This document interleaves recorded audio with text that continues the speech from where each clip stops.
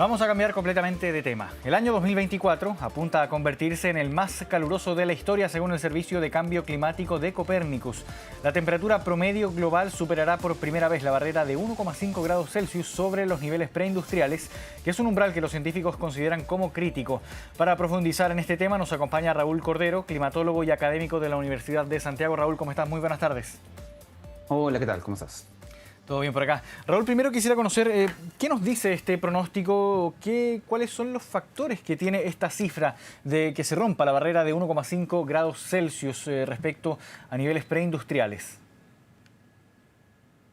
Bueno, es una cifra redonda, que además fue la cifra que se consideró inicialmente al menos como el límite de calentamiento que el planeta se comprometería a aceptar en el Acuerdo de París. En el Acuerdo de París, los países se comprometieron a hacer lo posible para contener el calentamiento global de modo que no se supere la barrera de los 1,5 grados de calentamiento respecto a valores preindustriales. El hecho de que esa barrera se rompa ahora, bueno, habla de alguna manera de lo difícil que ha sido para los países del mundo cumplir el objetivo que se autoimpusieron en el Acuerdo de París. Ahora, esta cifra en específico, ¿por qué se toma esta cifra, el 1,5%? ¿Qué En consecuencias verdad, puede tener una sí. situación así? En verdad, el 1,5 es una cifra redonda, que se consideró redonda para que los políticos puedan, que son los tomadores de decisión al final y al cabo, puedan recordarla. Otra cifra que se utiliza son 2 grados. 1,5 grados y 2 grados son las cifras que se consideran. Pero hay que tener claro que estos no son límites físicos. No es que los problemas del calentamiento global comienzan cuando se supera 1,5 grados o justo cuando topamos ese límite. Los problemas del calentamiento global, sobre todo los que vivimos en Chile, lo tenemos claro, comenzaron hace ya bastantes años. Nosotros hemos tenido una pérdida de precipitación considerable. La cobertura nival promedio en la zona central, en los Andes extratropicales en general, se ha perdido un 30%. Hoy tenemos un 30% menos de nieve de la que deberíamos tener. El caudal de nuestros ríos ha prácticamente desaparecido. Este mismo año solamente, el 2024, perdimos 150 personas en uno de los incendios más letales jamás registrados a nivel mundial en el último siglo. Tuvimos los 6 meses, el primer semestre de este año, más lluviosos en la zona central en 22 años. Tuvimos el mes de julio en la zona central más seco jamás registrado, ni una sola gota de agua. Tuvimos la tormenta de vientos más intensos jamás registrado en la zona central en agosto. 1 millón de personas sin luz durante varios días, en algunos casos semanas. Es decir, yo diría que el cambio climático ya nos está molestando harto antes del 1,5 y la situación va a empeorar después de 1,5. No hay que casarse con las cifras. Cada décima de calentamiento significa más de estos eventos extremos que estamos conversando. Así que hay que, más allá de tratar de cumplir con un objetivo específico, tratar de detener el calentamiento global lo más rápido que se pueda. Ahora, considerando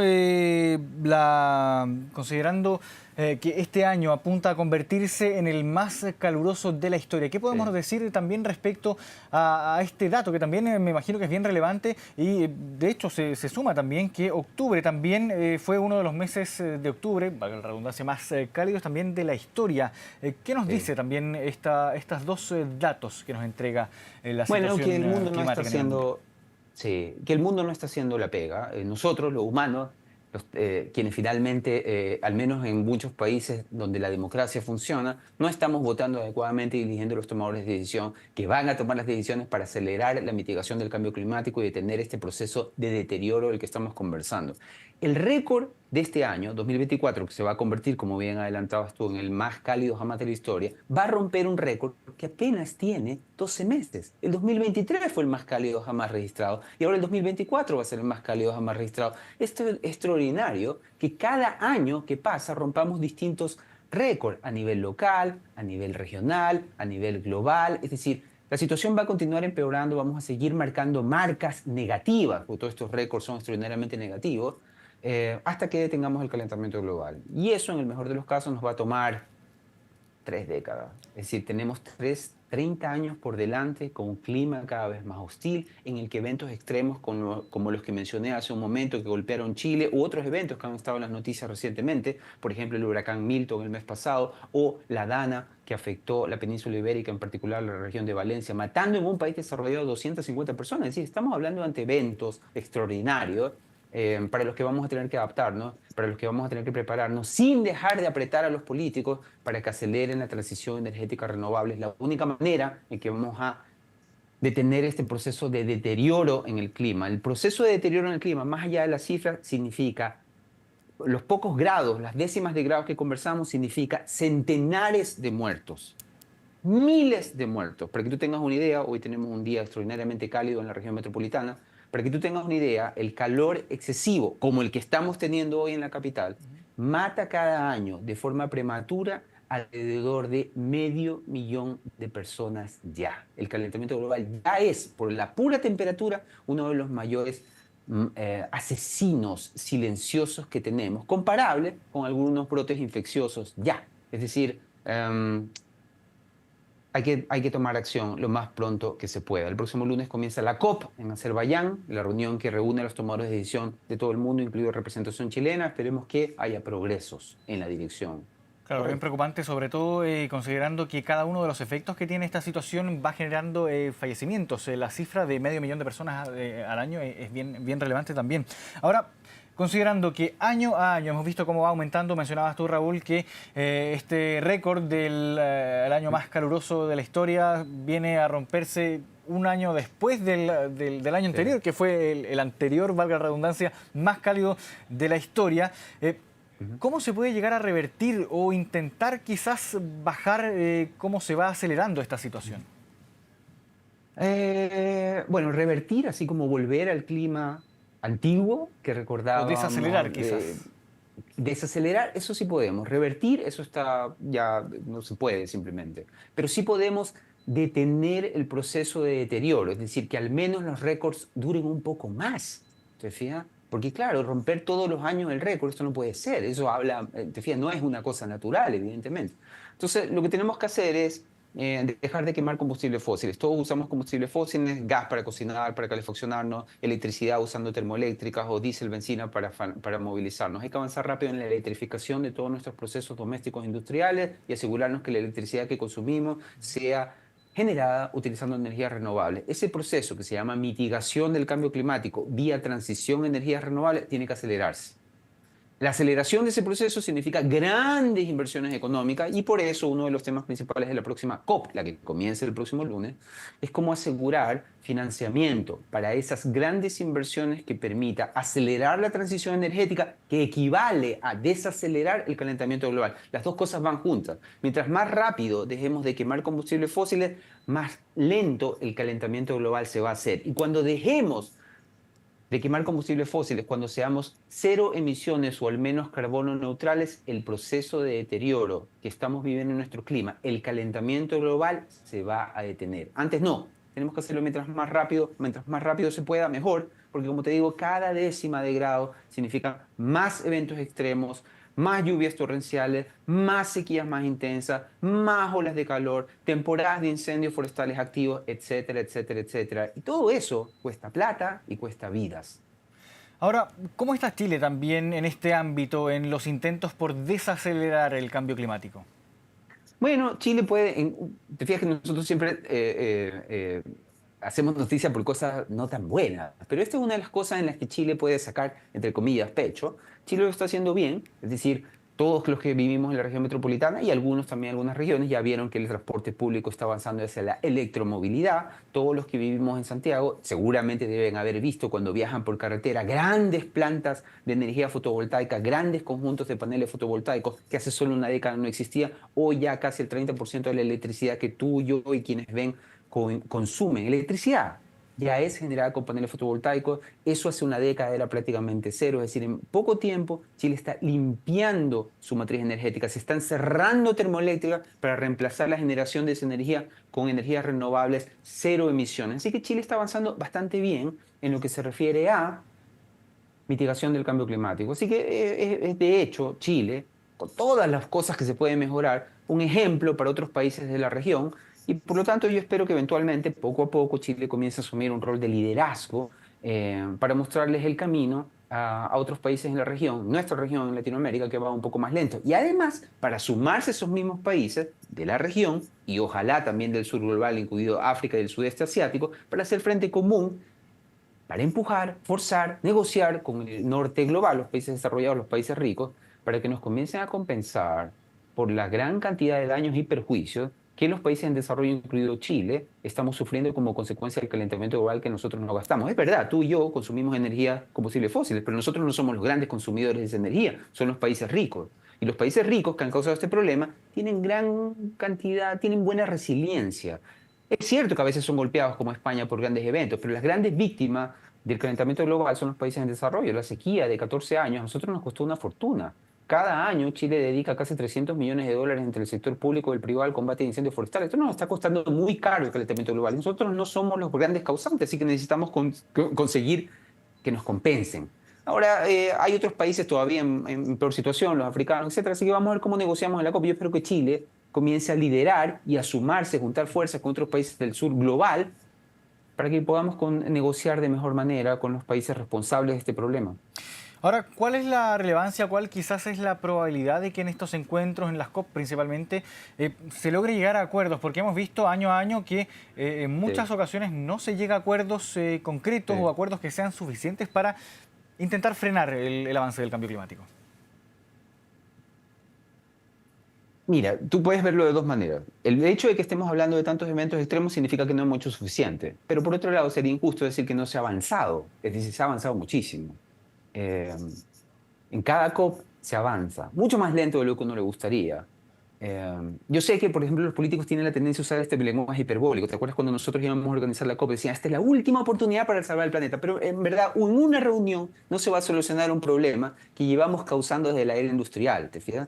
Pero en cada COP, algunas más, en algunas menos, se avanza en la dirección correcta. Nos gustaría que se pudiese solucionar más rápido estas cuestiones, pero estas cosas requieren inversiones. Los países ricos no te van a regalar plata. Y nuestros habitantes, si tú le dices al chileno, mire, tiene que ponerse con más impuestos para avanzar más rápido en la transición energética, tampoco va a resultar. Entonces hay que tener un poco de paciencia con estas cosas, esperar, vamos a ver qué tanto podemos avanzar en la COP que viene en Azerbaiyán, pero yo quiero ser claro, es decir, más allá de que todos los que trabajamos en este tema y seguimos este tema nos gustaría que de pronto todo el mundo se pusiera de acuerdo, recibiéramos la plata que necesitamos, pudiéramos detener el calentamiento global de un día para otro, eso no va a pasar. Y viendo el lado positivo, como te decía, en la última década Chile ha avanzado muchísimo en la transición energética renovable y otros países están en la misma dirección. Prácticamente no se instalan, con excepción de algunos países muy pobres, termoeléctricas en el mundo. Las termoeléctricas están desapareciendo en todo el mundo, están todo el mundo instalando energías renovables porque son la alternativa más limpia y más barata. Así que yo diría que vamos en la dirección correcta, más allá de que obviamente nos gustaría que fuese más rápido, obviamente nos gustaría que nos compensen por el daño, el perjuicio grande que nos han causado los países en desarrollo, pero vamos avanzando poco a poco. No hay que desesperarse ni desilusionarse. Claro, considerando también que son procesos de largo aliento, considerando la inversión que hay que hacer y todos los procesos que tienen que implementar todos los países, porque si un país solo intenta hacer estos esfuerzos, no es suficiente para revertir o para al menos intentar frenar o desacelerar cómo avanza el cambio climático. Ahora, considerando, Raúl, que este 2024 ya apunta a convertirse en el más cálido de la historia, más cálido que el anterior, que ya era el más cálido de la historia mientras hay registro. Tenemos que quizás acostumbrarnos o prever que el próximo año tengamos más eventos extremos alrededor del mundo, pensando en los que tú mencionabas, por ejemplo, lo que ocurrió en Valencia durante esta semana, lo que ocurrió hace algunos meses aquí en nuestro país, cuando hubo una gran cantidad, millones de personas que estuvieron sin luz por el viento, la lluvia, las precipitaciones que hubo, eventos de calor extremo también, quizás iniciándose antes del periodo estival incluso. ¿Cómo se prevé que pueda ser el próximo año en esta misma materia? Lleno de ese tipo de eventos que tú acabas de describir. ¿Te fijas? Ahora vamos a ver dónde nos toca. ¿Te fijas que el cambio climático es como un campo minado? Entonces como que vamos caminando, ¿te fijas? Y a veces nos encontramos con una ola de calor extraordinariamente intensa, con un incendio forestal extraordinariamente voraz, con una sequía muy severa, con lluvias torrenciales, ¿te fijas? Entonces no sabemos con qué nos vamos a encontrar, pero desgraciadamente no va a terminar el 2025 sin eventos extremos en esa lista infame que acabamos de describir. Ahora, lo que sí podría pasar es que el 2025 no necesariamente rompa el récord que vamos a establecer este 2024. Una de las razones por las que este año en particular tuvimos tantos eventos extremos en esta zona del mundo, en nuestra zona del mundo, en Chile, es que estuvo el Niño también. El Niño marcó el segundo semestre del año pasado y el primer semestre de este año. Entonces el Niño también empuja las temperaturas globales al alza. La suma del Niño más calentamiento global nos molestó mucho los últimos 18 meses.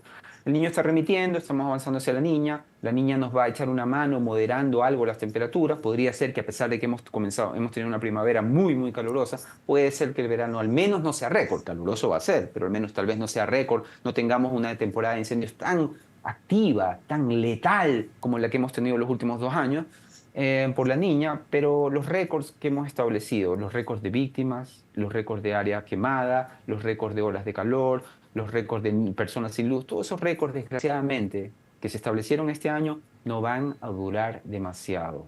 La próxima vez que tengamos el niño, más el calentamiento global cada vez más intenso, vamos a romper esos récords y esto no va a parar de empeorar hasta que tengamos el calentamiento global. Por eso es que si uno puede contribuir a mitigar el calentamiento global, ningún esfuerzo sobra, aunque sea pequeño. Claro, interesante conocer también esa realidad, esa dualidad también que representa el fenómeno del niño junto con el Sí. cambio climático. Ahora, pensemos también en los próximos meses, se viene ahora la temporada estival. ¿Qué es lo que podemos esperar del verano aquí en nuestro país, el fin de la primavera y ya el comienzo del verano y quizás ya comienzo del próximo año, ya cuando comience a avanzar también Sí. hacia el otoño? Sí. Bueno, mira, está desarrollándose la niña. Yo diría que está prácticamente desarrollada. Es una niña, en todo caso, no demasiado severa. La niña es al revés que el niño. La niña, te fijas que el niño nos trajo buenas lluvias, sobre todo el primer semestre. Pero los que siguen las noticias habrán notado que a partir del 1 de julio como que las lluvias han disminuido harto. Te fijas, solo en Santiago tuvimos 300 milímetros el primer semestre y este segundo semestre probablemente cerremos con 100. Te fijas, como que se pararon las lluvias. ¿Por qué pasa eso? Porque hubo un switch en el Pacífico tropical, pasamos del niño a la niña. La niña y el niño tienen efectos diferentes sobre las precipitaciones. Es probable que el próximo año no sea tan lluvioso, al menos el segundo semestre ya no fue tan lluvioso como el segundo semestre del año pasado. Probablemente el primer semestre del 2025 no sea tan lluvioso como el primer semestre que tuvimos recién, el 2024. Ese es por el lado de las temperaturas. Y, perdón, por el lado de las precipitaciones y por el lado de las temperaturas, bueno, el niño empuja el termómetro al alza, el niño marcó los últimos 2 veranos, por eso tuvimos veranos extraordinariamente calurosos, los últimos 2, con récord de temperatura y récord de incendios forestales y víctimas mortales. Este verano que viene, obviamente va a ser caluroso, el calentamiento global no perdona, pero tal vez, porque la niña modera las temperaturas, la niña alcance a echarnos una mano y tal vez, más allá de que va a ser un verano caluroso, tal vez no sea récord, no tan intenso como el del verano pasado, 2024, o el verano previo, 2023, que como te digo, estuvieron marcados por el niño. Así que esperemos a ver, pero lo que se prevé es que el verano tal vez no sea récord, caluroso va a ser, pero no récord, y el primer semestre del próximo año, debido a la niña, tal vez no sea tan lluvioso como sí fue el primer semestre de este año. El primer semestre de este año fue el más lluvioso en 22 años. Bien, Ojalá Raúl. tengamos la misma Sí. suerte el primer semestre del próximo año, pero es poco probable. Bien, Raúl Cordero, climatólogo y académico de la Universidad de Santiago, muchas gracias por esta conversación aquí en Canal 24 Horas, que estés muy bien. Encantado, nos vemos. Chao. Nos vemos.